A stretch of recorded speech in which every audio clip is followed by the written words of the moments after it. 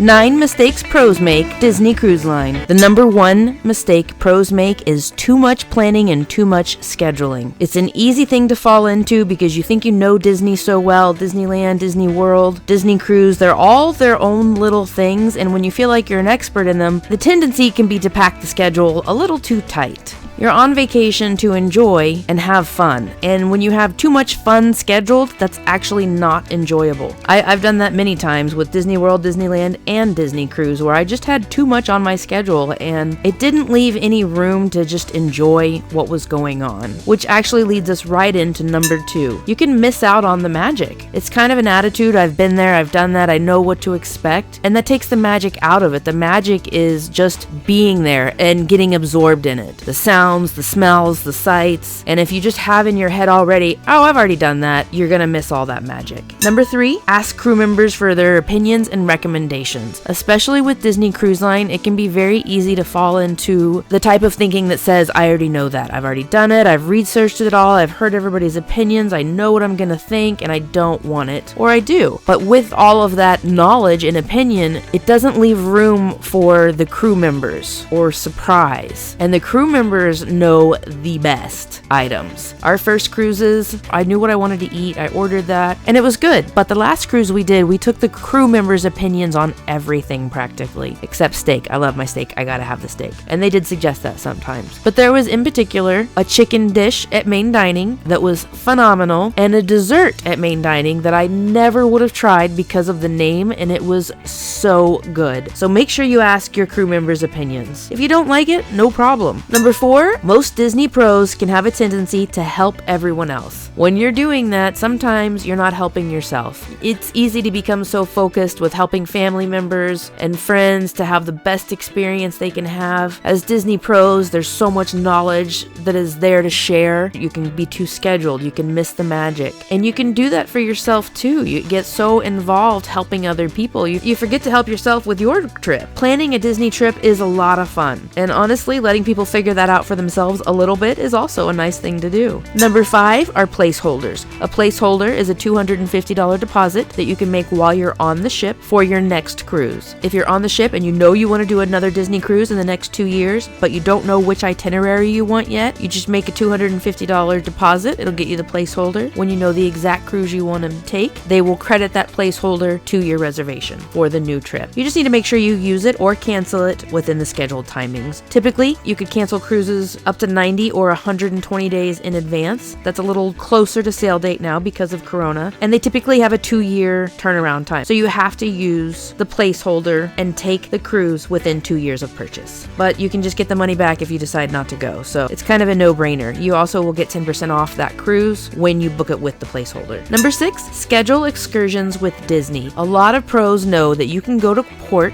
and you don't have to have a scheduled excursion with Disney. Now, because of Corona, right now, you do need a Disney excursion for many ports in order to get off the ship. So make sure you check into that. When it gets to more regular cruising and people can get on and off with ease, hopefully we get back to that, you can just get off at the port. You can do your research, find out what you want to know about the port, find out if there's cabs, how much they cost. It can be more affordable to explore the port on your own. The thing with that is that typically the ports are pretty similar, really close to the ship, just a lot of shopping and a bit generic. So it is good to get out to explore the area, but it's also important to know what type of dynamics are in that area. And I just think that scheduling a Disney excursion can make it a lot more simple. You do have to line up in the ship and then at the shore as you're getting to your excursion, so that can be a little frustrating just standing there waiting for other people. But the upside is that you just really don't have to think. You don't have to think, how much are these cabs going to be? Make sure you get a good one. Where are we going to go? Make sure you're back in time. Actually, always think about being back in time. But when you have these scheduled excursions, you know when it should be done. And if it's through Disney, they will make sure you get back onto the ship. If you go out there and go on an excursion on your own and you don't make it back in time, too bad. If you've scheduled the excursion through Disney, they'll get you back to the ship. Now make sure you verify that just in case it's changed, but that's the way it's always been, and that is a huge reason to schedule excursions with Disney. As well as it's just easier planning. Number 7, a lot of mistakes Disney pros make is they think that the planning for Disney cruise is a lot like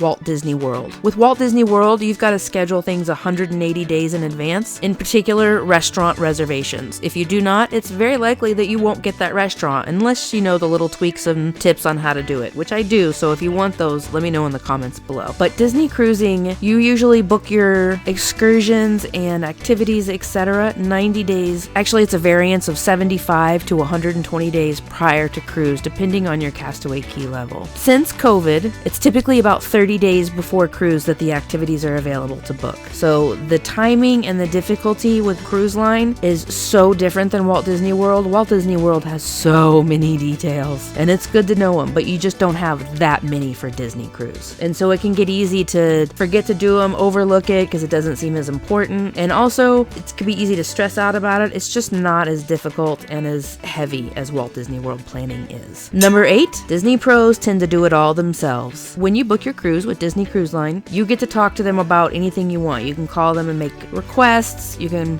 just call them and talk about your cruise if you want to. If you book through a travel agent, you cannot do that. You have to go to your travel agent, and your travel agent will contact Disney Cruise. For people who really like to control the details and are really Disney pros, a lot of people I have found will do it themselves. And I typically do it myself as well. I did use a travel agent for our first few cruises, and it was nice because I got onboard credit from the travel agency, but I really do like to be able to talk to Disney directly, especially now that I've started recording these. But if you have like a big family going, or you're going for a wedding, I would highly recommend looking into a travel agent. Disney pays the travel agent, you don't. So their services for you are quote unquote free because Disney is the one that pays them for their work. When we do our wedding, I probably will get a travel agent because that way all of our friends and family can go to the travel agent with questions and just let them answer the questions. So sometimes it's really great to do it yourself. Obviously, that's just your own personal opinion. Number 9 is packing too much. You know that you're going to want to do all these things. You've got all this stuff scheduled out, so then you need outfits for all of that. It's just too much. Rule of thumb, lay out everything you want to take and cut it in half. I used to think cut it in half was ridiculous. I would cut it by maybe a third, and I tell you, I overpack. I cannot wait till I figure out the perfect balance of packing for Disney Cruise Line. But it is really easy to overpack. My biggest tip for packing is to put a bag into a bag in case you're going to come home with souvenirs. You've already got a bag for that. Or if you can, leave half of your suitcase empty. That way, you've got plenty of room to put your stuff into. I inevitably completely stuff my suitcase, have a hard time shutting it when I leave the house, so then it's much harder to get it shut on the way home. And pro tip for 9 mistakes Disney pros make: Facebook groups. They have Facebook groups, and they also have Disboards groups. I have seen that Disboards is not as active since Facebook groups have taken over, but you can go to Facebook and search for the name of ship and the dates of your cruise, and there will almost always be a cruise group that's going on that cruise. People like to do this so that they can make friends for themselves before the cruise sails. There used to be a thing called fish extenders, which was kind of like a Secret Santa gift exchange on the ship. Those are not allowed right now. Disney has specifically said not to do them, but they may come back in the future. Who knows? I would not be surprised to see them back in about 5 years. I thought they'd be back already, to be honest, but time will tell. So that's it, 9 mistakes Disney pros make. Let us know in the comments below, what do you think the number 1 mistake is? Or what is one thing you make sure to do on your cruise?